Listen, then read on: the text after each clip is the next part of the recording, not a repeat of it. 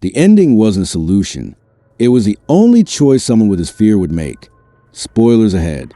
Dark end with Jonas and Martha erasing themselves from existence to break the time loop. On the surface, it feels like the ultimate sacrifice.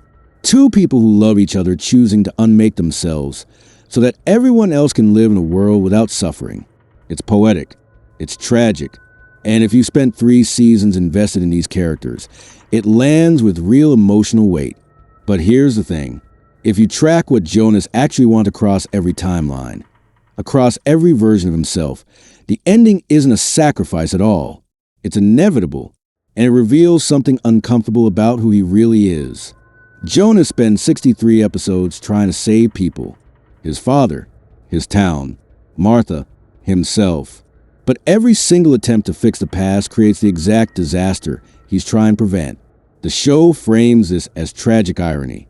The universe punishing him for trying, but there's a pattern underneath that the show never directly names. Jonas never stops trying to control outcomes, even when the system has proven over and over that control is impossible. Let's start with a moment that defines everything. Michael Kahnwald's suicide. Jonas finds his father's body. He reads a letter, and from that moment forward, his entire existence becomes about undoing that event, not processing it, not grieving it, undoing it. Season 1, Jonas believes he can prevent the suicide if he just understands the timeline well enough. He gets the time machine. He goes back, and he discovers that his father is actually Mikkel, a child from the present who got trapped in the past, which means Jonas's entire existence is a paradox. If he saves Mikkel, he erases himself. But he still tries.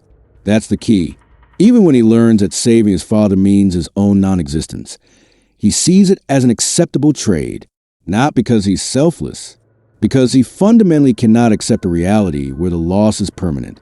Season 2, Jonas becomes a stranger, older, more isolated, angrier. He spent years in the post-apocalyptic future, trying to find a way to stop the cycle. And his plan is to close the passage in the caves, to sever the link between timelines. He believes that if he can just break the connection, he can stop the loop from ever starting. But closing the passage is what causes the apocalypse in the first place. The explosion that destroys Winden happens because Jonas tries to prevent it, and the show makes this explicit. Claudia tells him, H.G. Tannhaus's device works on the principle that every action creates its own necessity.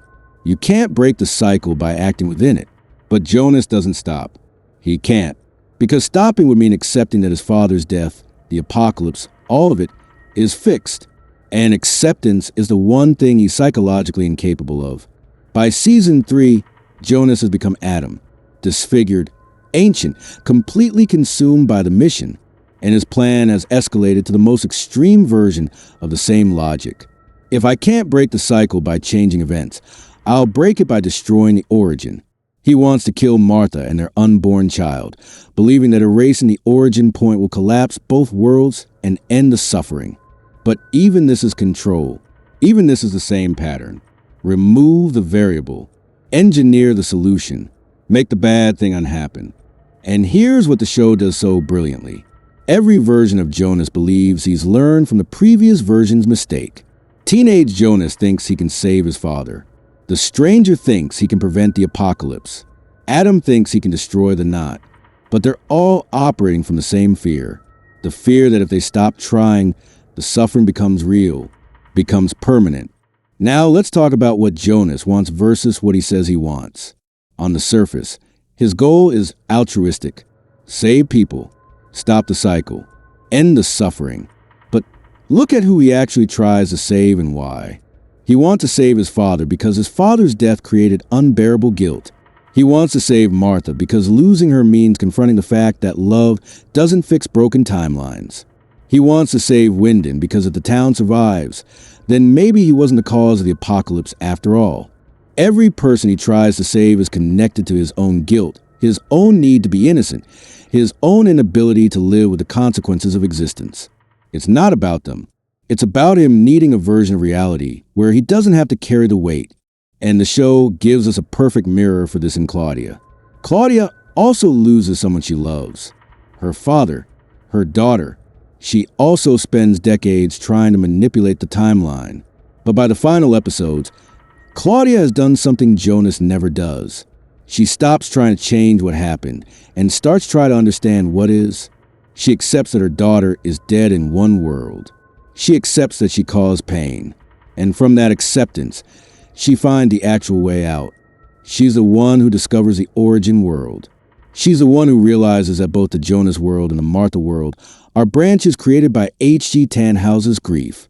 And she brings this information to Adam not because she's been trying to fix things, but because she stopped trying and finally saw the system clearly. Jonas never reaches that point. Even at the end, when he and Martha enter the origin world to prevent Tannhaus's son from dying in the car crash, he's still operating from the same logic. Fix the origin point, erase the mistake, control the outcome. And here's the deepest cut. The show reveals that Jonas and Martha are the bridge between worlds. Their existence is the knot. But the knot only exists because Tannhaus, in his grief over losing his son, built a time machine to try to bring him back. The machine didn't work the way he intended.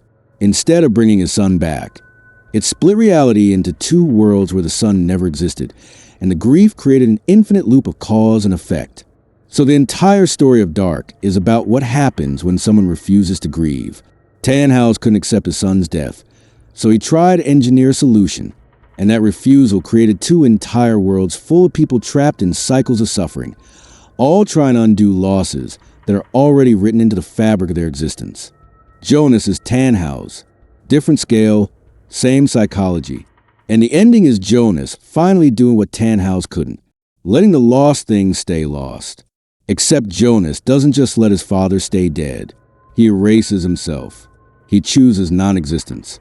And that's where the ending reveals its true nature. When Jonas and Martha step into the origin world and prevent the car crash, they're not just saving Tannhaus's family. They're erasing conditions that cause their own worlds to exist.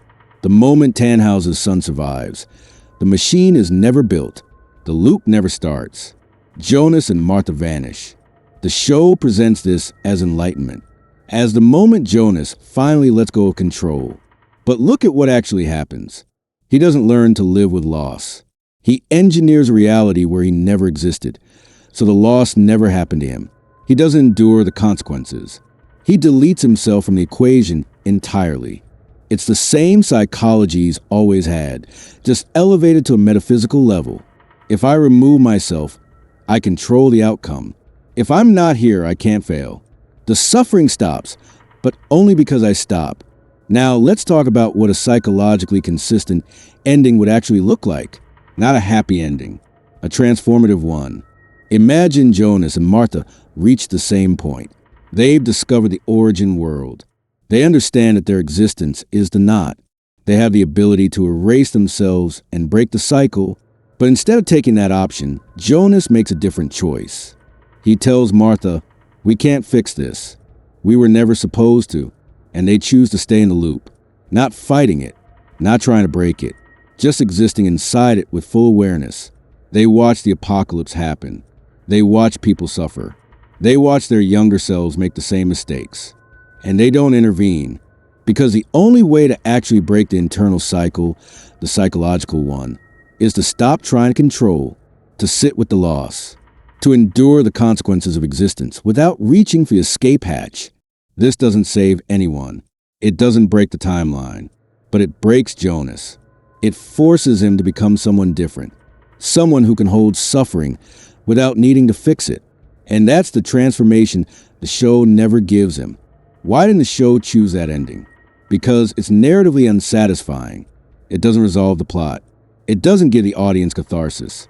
And for a show as complex and carefully constructed as Dark, the creators wanted to deliver an ending that felt complete, an ending that answered the central question. Can the loop be broken? And the answer they gave is yes, but only through annihilation, only by erasing the thing that shouldn't have existed in the first place. It's philosophically consistent with the show's themes about determinism and causality, but it's psychologically hollow for Jonas as a character, because Jonas doesn't change. He just finds the most elegant possible way to avoid the thing he's been avoiding since episode 1. He exits the story without ever sitting in his failure, and the show rewards him for it.